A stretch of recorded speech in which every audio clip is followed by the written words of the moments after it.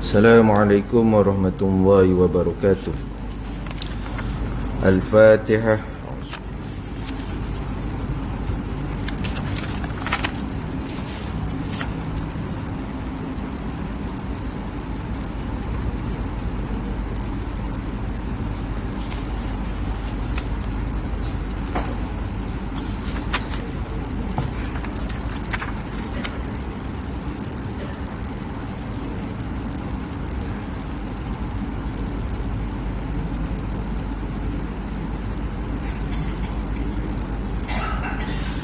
A'udzu billahi minasyaitonir rajim. Bismillahirrahmanirrahim. Alhamdulillahi rabbil alamin. Wassalatu wassalamu ala sayyidina Muhammadin wa ala alihi wa sahbihi ajma'in. Subhanaka la ilma lana illa ma 'allamtana innaka antal alimul hakim. Rabbi syrah li sadri wa yassir li amri wahlul 'uqdatam min lisani yafqahu qawli. Wala haula wala quwwata illa billahil aliyyil azim. Qala Allah subhanahu wa ta'ala fi kitabihil karim. A'udzu billahi minasyaitonir rajim. Ya ayyuhalladzina amanu taqullaha haqqa tuqatih wa la tamutunna illa wa antum muslimun. Shadaqallahul azim. Wahai sekalian orang-orang yang beriman, bertakwalah kamu kepada Allah dengan sebenar-benar takwa, dan janganlah sesekali kamu mati melainkan mati dalam keadaan Islam. Yang saya hormati Tuan Pengerusi Surau An-Nur Bandar Puteri, Tuan-Tuan Imam, Tuan-Tuan Bilal, Ahli Jawatan Kuasa Surau, Tuan-Tuan dan Puan-Puan yang dikasihi dan dirahmati Allah Subhanahu Wa Taala. Pertama sekali, marilah kita merafakkan kesyukuran kepada Allah Subhanahu Wa Taala kerana dengan izinnya kita dapat hadir sekali lagi ke surau ini yang mulia ini untuk sama-sama kita menunaikan solat fardu subuh secara berjemaah, sambil-sambil kita berzikir, mengingat Allah Subhanahu Wa Taala, berdoa dan melakukan apa sahaja amal ibadah untuk mendekatkan diri kepada Allah Subhanahu Wa Taala. Mudah-mudahan segala amalan-amalan kita diterima oleh Allah Subhanahu Wa Taala, insya-Allah. InsyaAllah pada pagi ini kita menyambung kembali perbincangan kita. Dan saya mohon maaf bulan lepas saya tak dapat hadir sebab ada urusan tak dapat dielakkan. Ada urusan di Perak, jadi tak dapat nak balik lah dalam masa yang segera. Alhamdulillah, insya-Allah pada pagi ini tuan-tuan kita menyambung sedikit perbincangan tentang syarat sah dan jatuh talak. Dia ada 3 perkara tentang syarat sah dan jatuh talak ini. Saya ulang secara ringkasnya. Pertama, akad nikah yang sah. Setiap talak yang jatuh itu perlu wujud daripada akad nikah yang sah. Kalau tak ada akad nikah, berapa banyak kali lafaz talak pun dia lafazkan tak sah, kan? Walaupun dia bertunang ke, tak kisahlah. Jadi ada je wujud perkahwinan, sekiranya berlaku perceraian barulah talak tu sah. Kalau tak ada apa-apa hubungan, jadi talak tu tak wujudlah sebenarnya. Itu yang pertama. Yang kedua, yang ni kita nak bincangkan sedikit juga. Suami yang sempurna akalnya. Setiap lafaz yang setiap talak yang dilafazkan oleh suami itu dia faham, tidak gila ataupun tidak apa, yang penting tu suami dalam keadaan yang sempurna, pemikiran dia, akal dia kefahaman apa yang dia lafazkan. Dalam perkara ini tuan-tuan,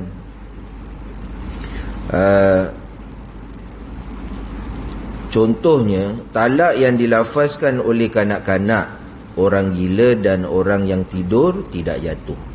Sebelum ni kita ada bincangkan. Yang saya nak bincangkan pada pagi ni tuan-tuan, untuk perhatian kita lah, terutamanya para suami ni, talak orang yang mabuk.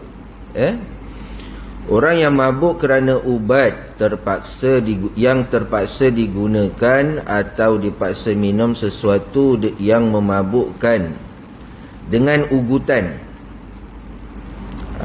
atau sesuatu yang memabukkan dimasukkan ke dalam perutnya, maka hukumnya seperti kanak-kanak. Maknanya kalau dilafazkan tu tak menjatuhkan talak. Orang tidur ataupun lupa disebabkan uzur syar'i dalam semua keadaan tersebut. Kenapa dia seperti kanak-kanak? Sebab contohlah, kalau dia masalah kesihatan, atas nasihat pakar perubatan, perubatan ulama' je siapa? Doktor. Jadi menasihatkan, encik ada masalah kesihatan ni sekian. Jadi nasihat pihak hospital ataupun doktor, kena makan ubat ni. Dia pesan awal-awal, kesan dia adalah boleh menyebabkan mengantuk sangat, ataupun macam fikiran tu dah tak waras dah, disebabkan kesan ubat tu. Jadi kalau dia tak makan, dia bertambah sakit. Kalau dia makan, kesannya lain pula. Jadi kalaulah berlaku sedemikian, tiba-tiba pula dalam masa yang sama dia ada masalah keluarga, dah lah sakit, tak makan ubat, macam ni keadaan pulaknya. Makan ubat, macam ni kesan pulaknya. Ada pula masalah keluarga. Manalah tahu dalam masa yang sama, si suami tu yang tak sihat, ada masalah keluarga, isteri pula minta macam-macam. Dia nak nafkah lah, nak ada permintaan dia yang menyebabkan kesihatannya terganggu. Dia pun makan ubat, ada kesannya. Sekali bila dia menghadapi mungkin masalah tersebut dengan tekanan-tekanan yang tak dapat dikawal, maka kalaulah dah macam dah separuh dah kewarasan dia tu disebabkan kesan ubat ni, kalaulah dia melafazkan talak, tidak menjatuhkan talak tersebut. Kena tengok. Jadi perkara-perkara macam ni perlu disiasat, perlu disahkan. Siapa yang sahkan? Hakim syar'i saja. Saya tak boleh sahkan. Saya hanya menerangkan dari segi ilmiah. Lagi nak meyakinkan kita tuan-tuan, eloklah kita rujuk kepada pihak yang berautoriti. Sementara mereka yang mabuk dengan sengaja, yang tadi itu terpaksa, tak sengaja, tak dapat nak elak, disebabkan atas nasihat-nasihat pakar tertentu. Yang ni pula mabuk dengan sengaja tanpa uzur syar'i, talak yang dilafazkan jatuh sama seperti hukum talak orang yang berakal. Maksudnya tuan-tuan, apa yang menyebabkan dia sengaja mabuk? Dia pergi kedai, beli minuman keras, ada masalah tekanan, masalah keluarga ke apa-apa masalah yang dihadapi. Ada pula masalah dengan isteri pula. Kalau keluar masalah kat tempat kerja, kalau balik masalah dengan keluarga, dengan isteri contohnya lah. Ada berbalah ke, bertengkar ke apa kan, dia nak hilangkan tekanan, dia pergi, katalah pergi kedai sebeneka ke, ada jual minuman keras, dia pun minum sampai memabukkan. Dia balik juga, tiba-tiba dia melafazkan talak kepada isterinya, maka hukumnya sama seperti orang yang berakal. Walaupun dia mendakwa saya tak waras ketika itu, memanglah tak waras. Yang sengaja cari pasal ambil minuman keras tu, kenapa? Dah kamu dah terlafaz lafaz talak tersebut. Sebagai apa? Sebagai balasan atau sikap yang sengaja minum minuman yang memabukkan. Tindakan dia yang sengaja tu. Sebab masa dia nak beli tu ataupun dia nak ambil minuman keras tu, dia boleh buat pilihan lagi. Cara kita nak menyelesaikan masalah tekanan-tekanan tu mestilah kembali kepada agama. Kena muhasabah diri kita, kenapa sampai jadi macam ni. Bebanan kewangan, hutang semua, punca kena cari. Kalau masalah hutang, kena cari punca. Mula-mula tu ambil hutang tu macam mana. Contohlah kita janji tu nak buat pinjaman, nak bayar hutang yang pihak-pihak tertentu. Kali kita pinjam, bukannya kita bayar, kita guna kat tempat lain. Itulah punca dia. Itu contohlah kan. Kadang-kadang tuan-tuan ada kes ni, ada kes ni. Ada kes bila telefon saya, jumpa, kata memang ada masalah dalam perniagaan, ada hutang yang perlu diselesaikan. Keluarga mertua pun, keluarga kepada isteri tu pun pinjamkan duit, 20,000, 30,000. Patutnya duit tu selesaikanlah untuk hutang tersebut. Dia bukan selesaikan, dia lagi tambah masalah hutang tu. Dia guna ke tempat lain dah, dia melancong lah, itulah inilah. Tak kena pada tempat dia. Lalas daripada hutang yang ada 30,000, pinjam lagi 30,000, sepatutnya kena cover kat situ kan. Dia tambahkan lagi. Itu yang menjadi punca tekanan-tekanan dalam masalah tersebut. Dah ada masalah pula, nak hilangkan stres ataupun tekanan tersebut, dia ambil minuman keras. Alasannya supaya masalah tu tak sentiasa ikut kat dia. Sebenarnya bukan kurang lagi masalah, menambahkan lagi masalah dan menyusahkan orang. Kalau dia tengah bawa kereta, hati-hatilah kalau yang bawa kereta tak menentu tu, adalah yang tak kena tu kan. Hal ini kerana orang yang mabuk adalah mukallaf. Dia mukallaf, dia tahu tanggungjawab dia, dia dah berakal dah ada tanggungjawab dia dah. Mukallaf tu dah ada tanggungjawab dan bebanan kepada dia yang kena dia dipikul. Bila dah sampai peringkat akil baling ni tuan-tuan, tanggungjawab dah ada kat dia. Solat diwajibkan, puasa diwajibkan. Begitu juga dengan hukum-hukum yang lain, seperti sebagai suami. Dia dah bertanggungjawab, kena jaga semua tu, kena jalankan tanggungjawab tu. Begitu juga dengan tindakan-tindakan yang dia lakukan. Dia sebagai mukallaf, kalau dah tahu benda tu, minuman keras tu ataupun yang memabukkan itu haram, tak boleh ambil. Sebagai orang yang mukallaf, haram dia ambil. Jadi kat sini tuan-tuan, orang yang mukallaf ini bertanggungjawab atas perbuatannya. Sama ada perintah Allah Subhanahu Wa Taala tu untuk ketaatan, ataupun perintah Allah Subhanahu Wa Taala tu perkara-perkara yang ditegah. Amru bil ma'ruf wan nahi 'anil munkar. Wal takum minkum ummatun yad'una ilal khairi wa ya'muruna bil ma'ruf wa yanhauna 'anil munkar wa ulaika humul muflihun. Kamu ni, kata Allah Subhanahu Wa Taala, adalah sebaik-baik umat untuk menyuruh manusia kepada kebaikan,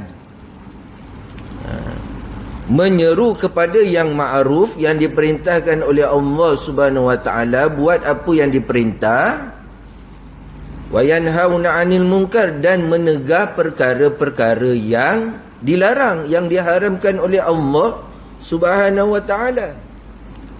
Kalau dapat melakukan perkara yang diperintahkan dan meninggalkan perkara yang dilarang, maka orang itu wa ulaika humul muflihun. Itulah mereka orang-orang yang berjaya. Tapi kalau sebaliknya dia buat perkara haram yang dibuat, perkara yang makruf dia tinggalkan, tak berjayalah orang itu. Jadi kita ni tuan-tuan, sebagai suami ni, termasuklah diri saya ni tuan-tuan, mengingatkan diri sendiri ni, supaya kita ni berhati-hati setiap tindakan-tindakan kita. Kalau kita nak, contohlah, didesak oleh isteri melafazkan talak, sabar dulu. Biasalah kadang orang perempuan, dia kadang terganggu dengan emosi-emosi dia tu, sabar. Cuba bawa bincang, cuba pergi kaunseling, dapatkan khidmat nasihat. Kalau akhirnya tak boleh diselesaikan, barulah jalan terakhir itu perceraian.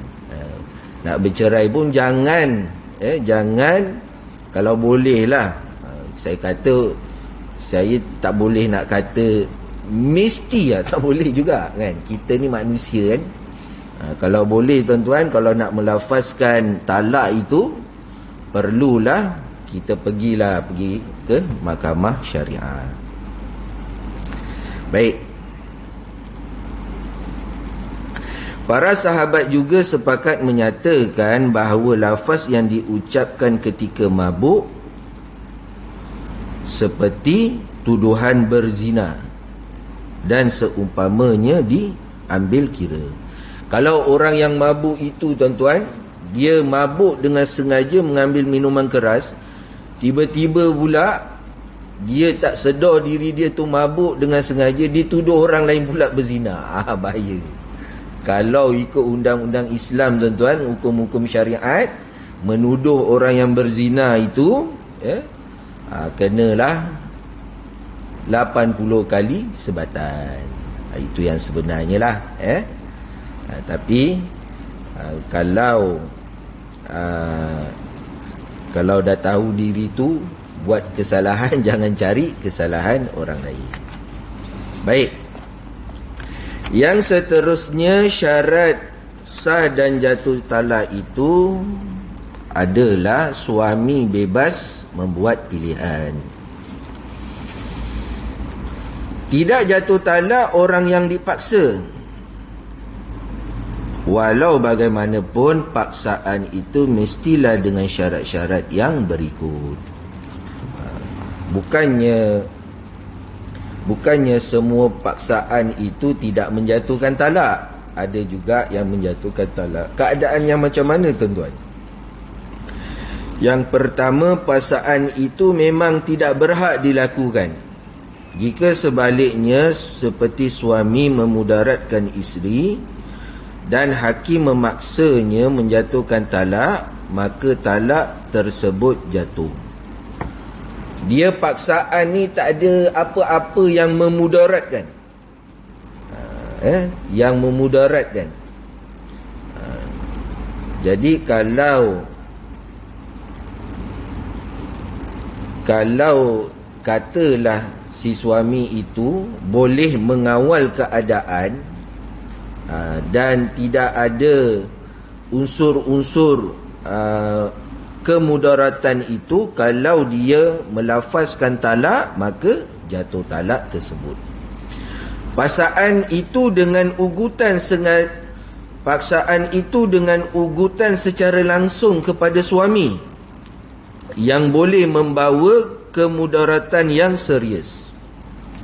Contohnya ancaman bunuh, memotong anggota badan atau pukulan yang amat menyakitkan bagi orang yang terhormat dan berkedudukan. Pukulan dan siksaan yang hanya sedikit itu dianggap mendatangkan bahaya secara langsung kepadanya. Maka kalau ancaman ataupun ugutan-ugutan seperti ini tuan-tuan, kalau suami itu melafazkan talak, maka dengan ugutan-ugutan seperti ini, tidak menjatuhkan talak.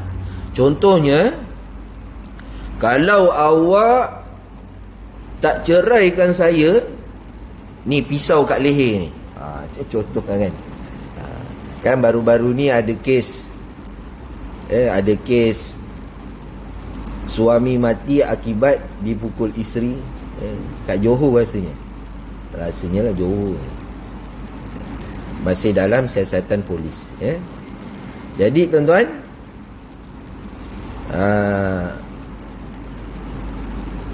kalau ada paksaan seperti itu, maka tidak menjatuhkan talak. Contohnya untuk isterinya juga, dia ancaman tu kepada suami sebenarnya, ataupun pihak ketiga, kau kalau tak nak ceraikan dia ni, aku bunuh kau. Pisau dah kat leher lah. Atas keselamatan dia tak boleh buat apa-apa, terpaksalah dicakap. Tapi dari segi hukum, paksaan ugutan yang mendesak sedemikian tidak menjatuhkan talak. Sebab itu mahkamah kena teliti siasatan tu. Kadang mahkamah bila siasat,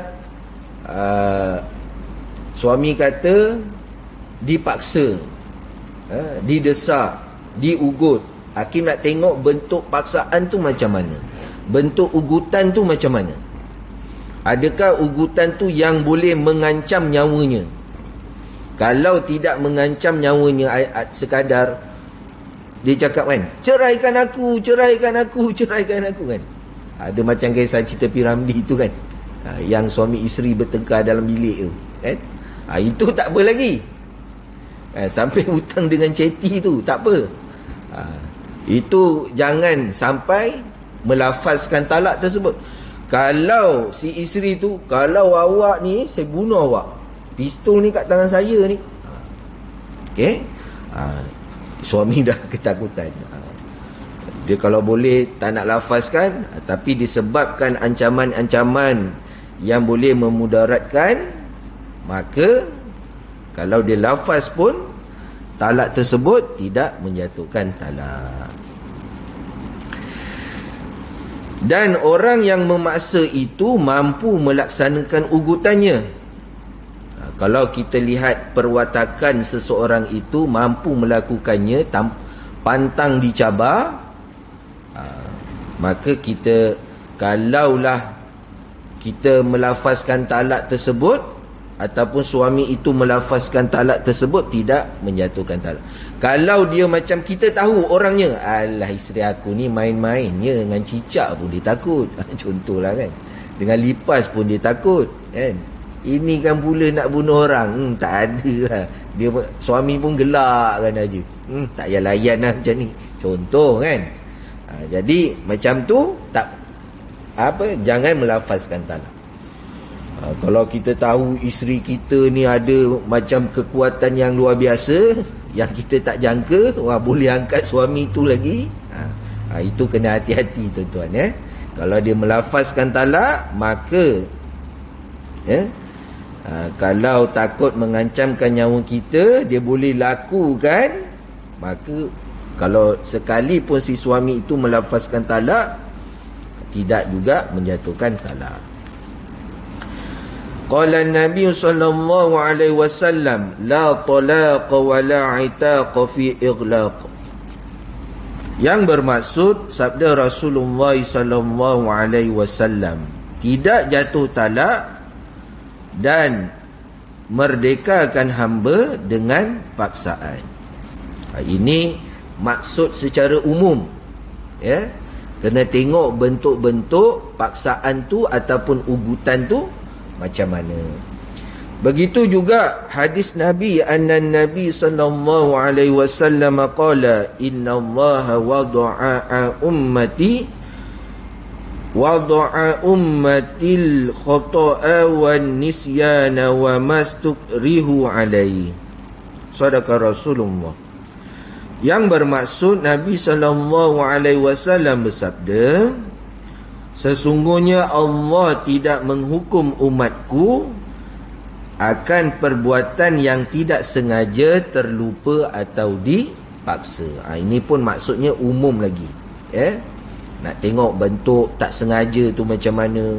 Saya tak sengajalah lafazkan talak kepada isteri. Saya tak sengaja sebenarnya. Sengaja tak sengaja, biarlah kuasa yang diberi tu, iaitu oleh mahkamah syariah, hakim syar'i, biarlah hakim yang siasat. Terlupa. Dia terlupa. Pernah jadi satu kes, tuan-tuan. Si suami tu sendiri memfailkan sebab dia pernah melafazkan talak. Seminggu kemudian dia aksiden, tak datang-datang mahkamah. Sekali isterinya datang, suami saya tu kemalangan, tangguhlah sebulan dua lagi kan. Lepas tu dia, tarian dia datang, dia nampak okey sikit lah. Sekali si isteri tu bawa si suaminya sekali, si suami tu dah terlupa apa yang dah berlaku ni. Bila masa saya failkan kes di mahkamah, dia dah terlupa dah habis. Walaupun isteri boleh mendakwa yang si suami tu pernah melafazkan talak, tetapi disebab tuan punya talak tu dah hilang ingatan langsung, dah tak ingat apa dah tak ada clue dia boleh diingat. Macam tu gugur kes. Mahkamah tidak boleh mendatangkan sesuatu yang tidak wujud. Sebab apa? Tuan punya talak tu sendiri. Sebab yang melafazkan talak tu suami. Tak boleh pihak yang lain, contohnya isteri kan. Lepas tu mahkamah tanya si isteri, ada saksi tak? Tak ada langsung. Jadi tak boleh apa-apa yang boleh menyebabkan perceraian tu berlaku. Walaupun si isteri tu dia ada lafaz, tak boleh. Jadi tuan-tuan, kiranya macam kalau ada sesuatu lafaz yang wujud dalam pasangan tersebut, maka hendaklah kena segeralah cuba selesaikan dengan sebaik yang mungkin. Kemudian suami yang dipaksa tidak melakukan perkara yang lebih daripada yang dituntut. Suami yang dipaksa tidak melakukan perkara yang lebih daripada yang dituntut. Kalau contohnya lah kan, si isteri ni desak minta cerai, kalau boleh dikawal, kalau tidak mengancam, janganlah lafaz talak tersebut. Kalau lafaz talak tersebut barangkali boleh menjatuhkan talak. Kalau dia betul-betul kita tahu ini bahaya betul isteri aku ni, kalau dia buat betul ni, maka kat situ kita kena nak selamatkan niat tu, nak selamatkan keadaan. Yelah saya ceraikan awak, tak jadi dia nak bunuh kita. Tujuannya supaya tak memudaratkan antara satu sama lain. Tapi macam mana tuan-tuan, kadang-kadang ada isu juga yang lain ni. Kalau awak tak ceraikan saya berdiri tengah jalan raya, macam mana? Dia nak berdiri, dia punya pasal lah. Buat apa kita nak lafazkan talak? Tapi kita tak adalah nak biarkan sampai begitu. Kita kena selamatlah orang yang kita ambil, diamanahkan. Mungkin keadaan-keadaan itu menyebabkan apa? Berlaku takut tidak terkawal. Kalau dia macam dia kata kalau awak tak nak lepaskan saya, ceraikan saya terjun bangunan ni. Itu mengancam kita tak? Mengancam suami tak? Itu mengancam dia sendiri cari pasal buat apa? Dia nak terjun dah. Minta maaf lah saya cakap dia nak terjun tu dia punya masalah. Awak mati, saya kahwin lain. Jadi kena tengok kawalan-kawalan yang tertentu. Jika dia dipaksa menceraikan isterinya dengan talak satu atau dipaksa menceraikannya tanpa ditentukan bilangan talak, suami pula menceraikannya dengan talak dua atau tiga, maka talaknya jatuh. Dia paksa, contohlah nak diugut bunuh ni, kalau awak tak ceraikan saya ataupun pihak yang lain, kalau engkau tak ceraikan dia, jatuh talak.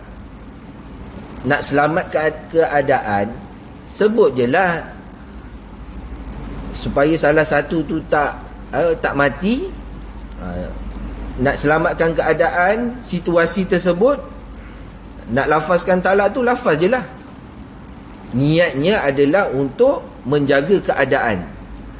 Tapi pula si suami ni lebih-lebih pula. Dia kata apa? Melafazkan talak dua atau talak tiga. Kalau dah suruh lafaz tu talak je lah. Kalau satu-satu je lah. Itu je, setakat itu saja. Jangan ditambah dua atau tiga. Memang cari pasal lah lepas tu.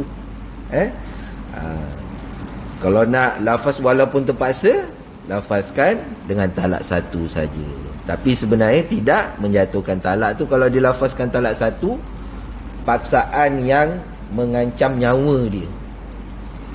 Awak ceraikan saya, kalau tidak mati awak. Yelah, saya ceraikan awak talak dua lah, talak tiga, ditambah pula. Memang kat situ ada situasinya, dia sengaja pula dia nak melafazkan talak tersebut.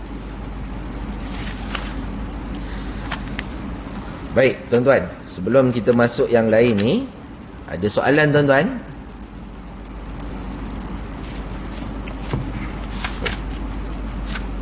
Yalah, kadang ada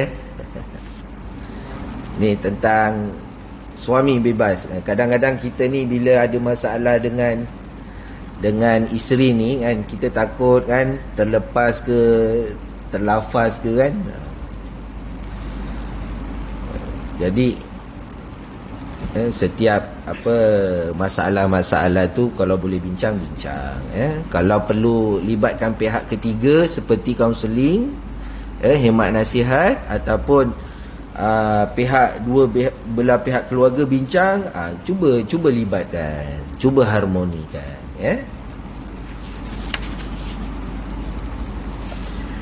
Baik, saya masukkan yang terakhir ni.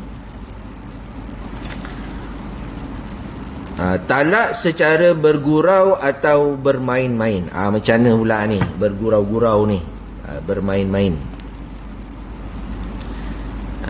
boleh ke tidak? Saya gurau je kan. Saya tengok cara orang tu berlakon, saya saja je macam tu kan. Berdasarkan syarat-syarat jatuh talak bagi orang yang dipaksa, maka talak yang dilafazkan secara bergurau dan bermain-main adalah jatuh. Jatuh talak tu sekiranya orang itu cerdik, berakal, baligh dan pilihannya sendiri. Bergurau-gurau kan, bergurau bersenda, dia gelak-gelak ni kan. Jangan dia sampai bergurau tu kan, dia sampai dah tak tahan gurauan dia tu. Jangan cukup, saya ceraikan awak. Dia sebenarnya tak payah sebut, kecuali kalau perkara-perkara itu yang menyakitkan, dah betul-betul berbalah. Sebab apa tuan-tuan? Dalam dia bergurau tu, dia dalam keadaan yang waras dan cerdik buat pilihan, berakal, dia boleh fikir. Suami isteri tu bergurau sahaja, tak bergurau pula, tak romantik pula, bergurau pula jadi macam ni, maka boleh menjatuhkan talak, baligh dan pilihannya sendiri. Bergurau kan boleh dia dia boleh kawal juga. Kadang-kadang walaupun dia bergurau tu terlalu terlebih sangat gurauan dia tu kan. Jadi tuan-tuan perempuan yang dirahmati Allah Subhanahu Wa Taala, maka kalau orang yang bergurau melafazkan talak itu, dia dalam keadaan cerdik, berakal, baligh dan pilihannya sendiri, maka perbuatan itu, lafaz itu boleh menjatuhkan talak. Perbuatannya bermain-main dan bergurau-gurau dengan lafaz talak bukan merupakan halangan. Perbuatannya bermain-main dan bergurau-gurau dengan lafaz talak bukan merupakan halangan untuk menidakkan jatuhnya talak. Bukan alasan. Saya bergurau je, tak ada alasan. Saya main-main je. Saya tak, sebab apa? Merujuk kepada hadis Nabi SAW. Ini yang kita nak kena maklumkan kepada orang, kepada umum ni. Sebab apa? An Abi Hurairah radhiyallahu anhu qala Rasulullah sallallahu alaihi wasallam, salasun jidduhunna jiddun wa hazluhunna jiddun, an-nikahu wat-talaqu war-raj'atu. Sadaqa Rasulullah. Yang bermaksud daripada Abu Hurairah radhiyallahu anhu, katanya sabda Rasulullah sallallahu alaihi wasallam, 3 perkara yang jika dilakukan secara bersungguh-sungguh akan menjadi benar, iaitu menjadi betul-betul itulah. Dan jika dilakukan secara gurauan juga menjadi benar, betul-betul yang berlaku juga. Apa dia? Nikah, talak dan rujuk. 3 perkara ni kena dijaga betul-betul. Sungguh-sungguh memanglah jadi betul. Gurau-gurau pun boleh jadi betul. Dia bergurau melafazkan talak, tetap boleh menjatuhkan talak. Nikah pun sama. Katalah seorang bapa kan, seorang bapa, ada pula ramai saksi ni, ini nak ceritalah, seorang bapa, lepas tu jumpa pula orang-orang baik, Mat, saya kahwinkan awak dengan anak saya lah. Okey pakcik, saya terima. Kat situ. Lepas tu pula, katalah contohlah ada ni, semua cakap sah. Habis. Hati-hati tuan-tuan. Kalau berkata dia demikian, walaupun tak ada majlis akad nikah ke apa ke, kata kau ni baiklah orangnya, kan? Aku kahwinkan anak aku dengan kau lah. Okey tak? Okey pakcik, saya setuju, saya terima. Yang kawan-kawan kat belakang, pakcik sah. Sudah. Berhati-hati sebut sedemikian. Talak tu betul-betul jadi betul, gurau-gurau pun boleh jadi betul. Dan yang terakhir, rujuk. Rujuk ni tak perlu dapat kebenaran isteri pun tak apa, memang kuasa dia. Raja'i. Talak secara raja'i ni, talak yang dilafazkan oleh suami, dia dalam bentuk talak raja'i, maka suami boleh melafazkan rujuk. Tapi nak melafazkan rujuk secara adabnya tuan-tuan, kita tanyalah isteri ni, awak nak ke dengan saya? Awak tak sayang saya lagi ke? Anak-anak macam mana? Biasa isteri dalam keadaan marah, dia tahu mungkin silapnya suaminya kat mana, bincang. Jangan main lafaz rujuk sahaja, walaupun suami boleh melafazkan rujuk tu sah.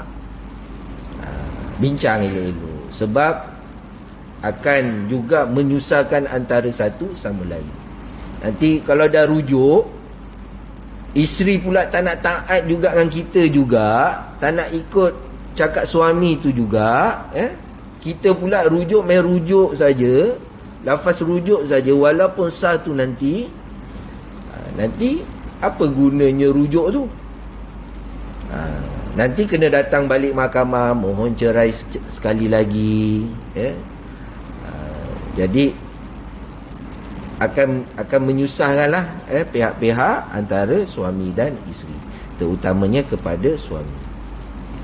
Jadi tuan-tuan dan puan-puan yang dirahmati Allah Subhanahu Wa Taala, jadi daripada apa yang kita bincangkan ini tuan-tuan, mudah-mudahan memberikan sedikit sebanyak memberikan kefahaman kepada kita, untuk sama-sama kita menjagalah, terutamanya kepada setiap para suami, termasuklah yang berkata ini tuan-tuan, supaya kita ni bila berkata elakkan daripada cakap pasal rujuk ataupun talak. Bincanglah kalau ada masalah-masalah. Jadi tuan-tuan, saya rasa sekadar itu saja untuk perkongsian kita pada hari ini. Mudah-mudahan dapatlah kita memahami apa sebenarnya talak yang boleh, talak yang tak boleh, keadaan yang macam mana, yang boleh menjatuhkan talak, yang tak boleh, sengaja ke tak sengaja.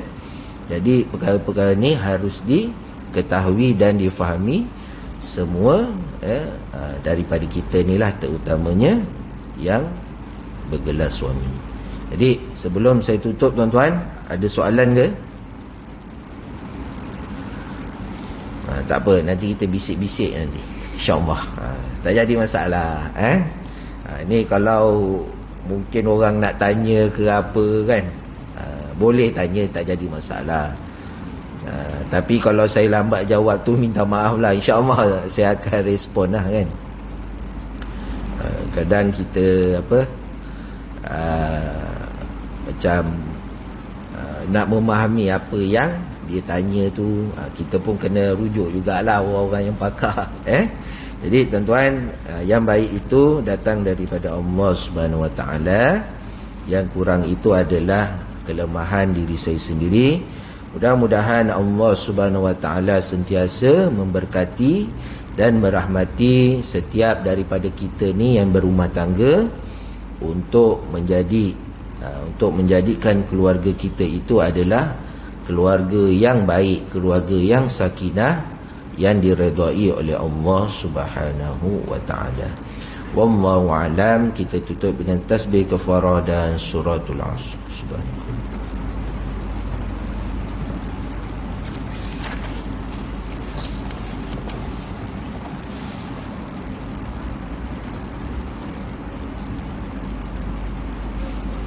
Assalamualaikum warahmatullahi wabarakatuh.